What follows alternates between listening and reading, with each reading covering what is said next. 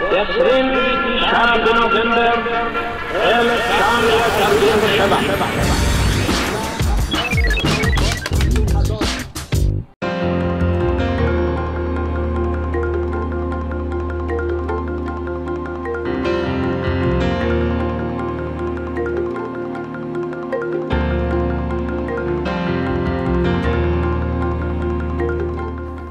It's a great organization. It's the oldest international Jewish organization that is still around. It's an organization that was established in 1880 in St. Petersburg.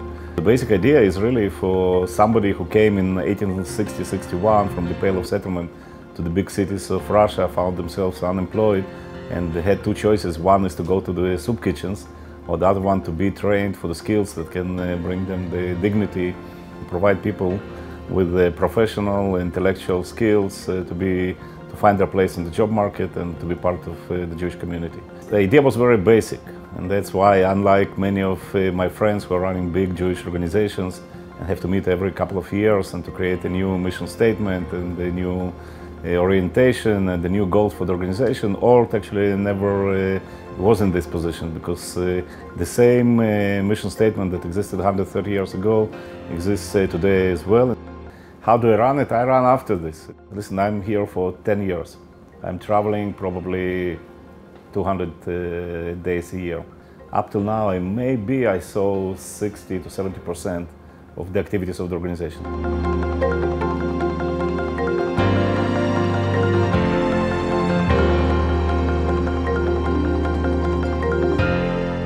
The technology of 1880 was basically shoemakers, watchmakers, jewelry makers, and stuff like this. The technology that ORT is dealing today is the green tech, the nanotechnology, the robotics, and different things that the job market requires today. Since the job markets are different from different countries, ORT actually has 1,000 faces. If you'll come to visit ORT in Montevideo, or ORT in Rio de Janeiro, or ORT in Moscow, or ORT in Kiev, you'll see completely different worlds. The subjects we are teaching, the curriculum we are teaching, or anything we are doing there, or adult training, will be different because the job markets are different. It is a Jewish organization. We are using technology in order to provide the Jewish studies. We have many programs online, actually. The two most successful programs online, for example, today about the Holocaust is Holocaust through art and Holocaust through music. Both were developed by ORT, ranked as the best educational resources online about Holocaust. Not by us, ranked by Yahoo and Google and the others. So we do use technology to provide Jewish studies, also teaching Hebrew and things like this. Two of our schools in St. Petersburg last year won the prize of the best schools in the country, the prize of Putin. So our goal is really to create the best schools for Jews, in other words, the best Jewish schools, so for parents to send their kids to our schools, and during the time they're in the school, for example, on the average, they receive between 8 to 10 hours a week of Jewish studies. So by creating schools of excellence, we're creating also excellent Jewish schools.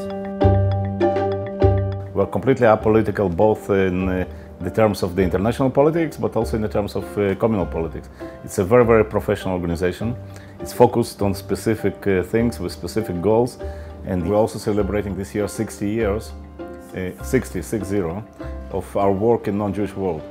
It started with a request from the American government to the Israeli government to send technical help to Africa, and they were looking for people who would do it. And they found that ORT is the perfect tool for them for the implementation.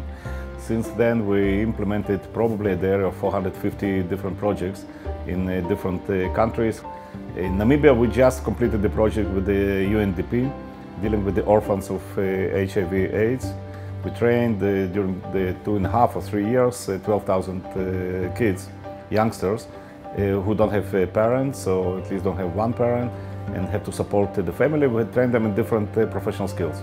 So it's 12,000 people that know that they were trained by the Jewish organization.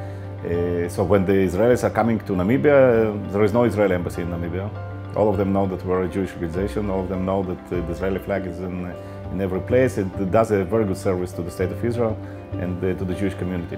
In South Africa, for example, we have a few projects. One of them is the Digital Village, which we started together with Hewlett Packard in Alexandria, which is one of the poorest areas of Johannesburg. And during the years, thousands of people were trained there in IT skills. And you take people from the extremely low background who really know almost nothing, they come out of this and 80 to 85% of them immediately find jobs.